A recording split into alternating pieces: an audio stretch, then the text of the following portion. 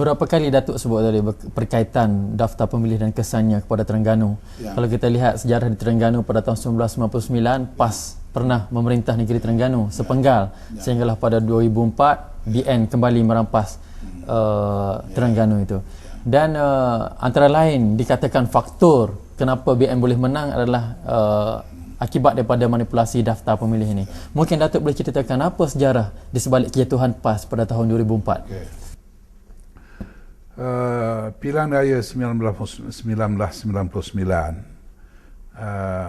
PAS Terengganu bersama dengan PKR terutamanya yang ada di sana itu, kita berjaya merampas daripada BN. Dan ini 1999 merupakan satu gelombang yang besar. Kita tidak nafikan gelombang apa yang berlaku kepada Datuk Seri Anwar Ibrahim itu ada impaknya kepada persepsi rakyat, dan itu memberikan kesan. Di samping Terengganu itu sudah mempunyai kekuatannya yang sendiri sebagai power base yang sudah kuat. Jadi dengan ditambah dengan gelombang itu telah memungkinkan kita mencapai satu kemenangan dalam pilihan raya 99. Tetapi 2004 kita kalah balik. Saya suka memberikan dengan contoh angka sebenarnya. 99 PAS Terengganu memperoleh 180,000 pemilih lah, undi yang kita dapat. BN mendapat 128,000. Saya ingatlah angka ini secara tepat oleh kerana saya yang buat analisis ini. Kemudian kalau kita lihat daripada satu pilihan raya ke satu pilihan raya akan berlaku pertambahan pengundi. Puratanya lebih kurang 5%. Dalam konteks Terengganu ni dia lebih kurang dalam 5% hingga 6% berlaku. Jadi sebab itu kalau pertambahan ini berlaku, kita cuba tengok angka yang kita dapati berbanding 99 dan 2004. Dalam tahun 2004, PAS memperolehi 170,000 pengundi. Artinya ada kurang lah, 10,000 itu ada kurang. Tetapi BN daripada 128,000, dia melonjak menjadi 224,000. Satu pertambahan yang luar biasa. Ya. Di mana letaknya pertambahan ini? Ada dua. Pertama, mungkin kita kata pengundi baru. Pengundi baru mengambil kira bahawa puratanya 5%. Dan daripada jumlah angka yang sebenarnya saya boleh baca di sini yang 99 ini Terengganu mempunyai 387,000 pengundi. Dan 2004 ada 455,900. Purata pertambahan bagi negeri-negeri yang lain ini, Terengganu paling besar di samping Selangor. Selangor itu kita boleh faham di negeri yang menjadi tumpuan seluruh rakyat seluruh tu, dan ada lagi sepatutnya beberapa buah negeri yang tu Penang, tempat negeri industri, Johor. Tetapi di Pulau Pinang pertambahannya 2.79. Di mana dikatakan Johor, pertambahannya 4.69 saja. Tapi Terengganu mencatat 15.04%. Pertambahan yang sangat besar. Kita bandingkan kalau berapa in terms of jumlah pengundi 15% ini, inilah angkanya 68,580. Sedangkan kalau ikut keadaan biasa, 5% itu pertambahan daripada yang dulu hanya dalam 20,000 saja. 20,000, tapi tambahannya 68,000 lebih.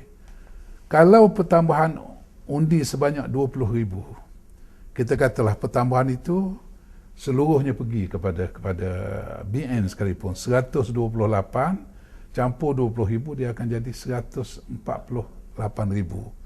Kita ada 170,000 sebab dah turun 10,000. Ambil yang swing jatuh tu, daripada 180 tolak 10,000 yang sudah lari pada PAS, tambah kepada BN, dia akan jadi 158,000. Still tak boleh mengatasi undi itu.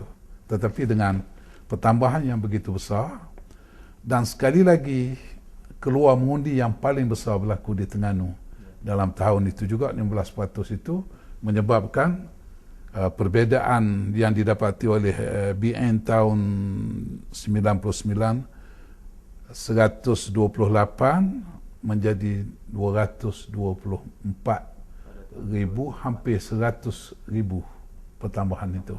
Jadi manipulasi ini berlaku dan dilakukan dengan kerjasama SPR dengan KDN. Mana kita tahu perkara ini. Percubaan juga dibuat bagi negeri Kelantan sebenarnya, tetapi pada saat akhir dapat dikesan di negeri Kelantan. Bantahan dibuat, jadi dikeluarkan.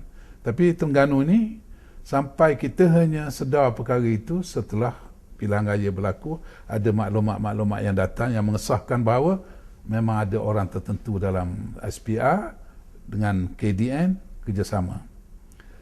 Perlu juga saya sebut di sini, khusus bagi tahun 2004, suatu kaedah yang dibuat oleh SPR yang kita tak kesan apa sebenarnya rasional daripada apa yang dilakukan itu, iaitu 2004 pendaftaran pemilih dibuat melalui pejabat pos.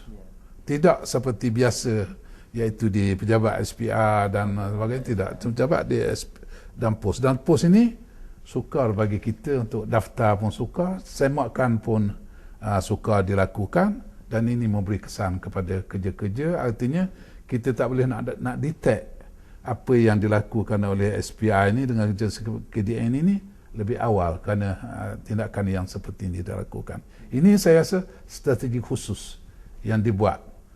Pada masa itu, saya rasa yang ditumpukan ialah Terengganu terutamanya dan Kelantan. Tetapi Kelantan pertambahan tidak banyak, tetapi memanglah keputusan pilihan raya pun kita hampir-hampir sebenarnya menang hanya 2 kursi saja. Tapi kalau pertambahan pengundi itu besar berlaku, mungkin kita akan menghadapi satu keadaan yang berbeza. Tetapi memang tumpuannya Terengganu Kelantan, tapi Kelantan sedar saat akhir kita sampai sudah tak sedar perkara itu, dan itulah yang kita alami. Bagaimana pula Datuk melihat pada pilihan raya umum ke-12 iaitu pada tahun 2008, di mana Kelantan pada waktu itu dapat menang dengan majoriti yang sangat besar, iaitu 39 daripada 45 kerusi, dan manakala di Terengganu masih lagi belum dapat merapas balik. Ni keadaan kita sudah menyedari hakikat berlaku manipulasi itu tadi. Perlu diingat, pengundi yang bertambah tahun 2004 itu stays.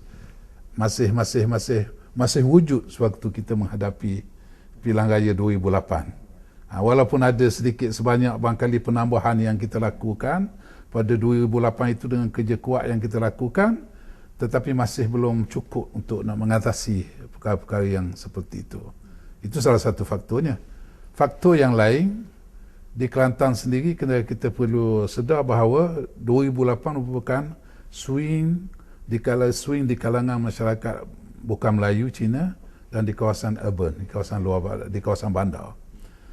Di Terengganu sendiri itu yang menang itu kawasan-kawasan yang hampir bandar. Dan di Kelantan dia mempunyai satu faktor lain, pengundi luar ramai yang ada di luar dan membawa kesan perubahan itu kepada rakyat Kelantan sendiri.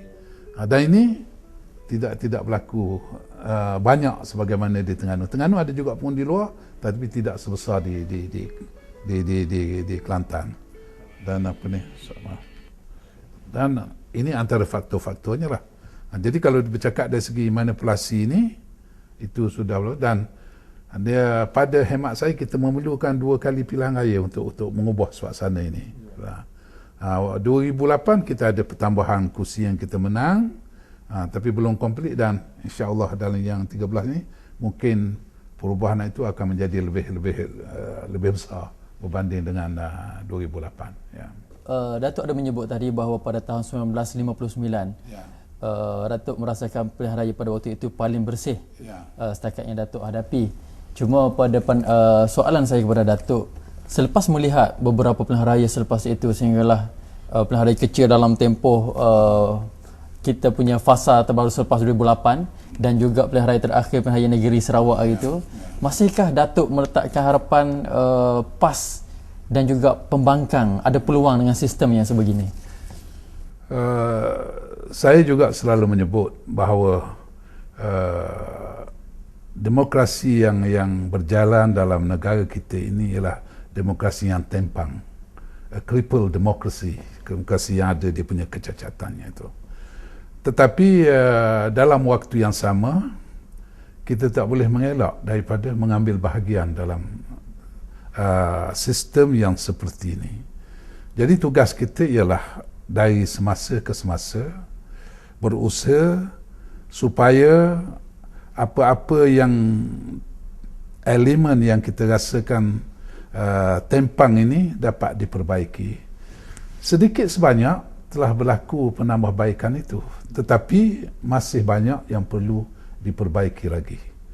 Dan dalam keadaan yang seperti itu, jika rakyat ini satu gelombang yang besar berlaku, satu mood yang besar, gelombang yang besar berlaku kepada rakyat, dia mungkin dapat mengatasi ketimpangan yang berlaku dalam aspek-aspek yang saya sebutkan tadi. Ketimpangan ini akan menyembelah BN apabila perbezaan dalam daftar pemilih ini, dalam pengundian itu tidak terlalu besar. Tetapi kalau sudah terlalu besar, mereka sendiri tidak sanggup untuk nak mengatasinya. Sebab itu mereka buat secara terpilih, bukan seluruh Malaysia. Mereka tidak akan mampu nak buat strategi ini bagi seluruh Malaysia kerana manipulasi daftar pemilih ini berarti antaranya ialah memindahkan pengundi daripada satu kawasan kepada satu kawasan lain, didaftarkan satu kawasan lain daripada satu kawasan yang dianggap sebagai kuat mereka, walaupun dipindahkan beberapa ribu tidak menjejaskan di situ, tetapi akan memberikan manfaat kepada tempat yang dipindahkan itu.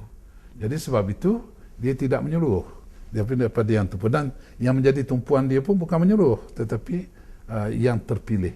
Dia mengikut strategi mereka. Mungkin Datuk, soalan terakhir saya kepada Datuk, berbalik kepada isu daftar pemilih tadi, dan dikatakan sekarang ini giat dijalankan menjelang pilihan raya umum ke-13 ini.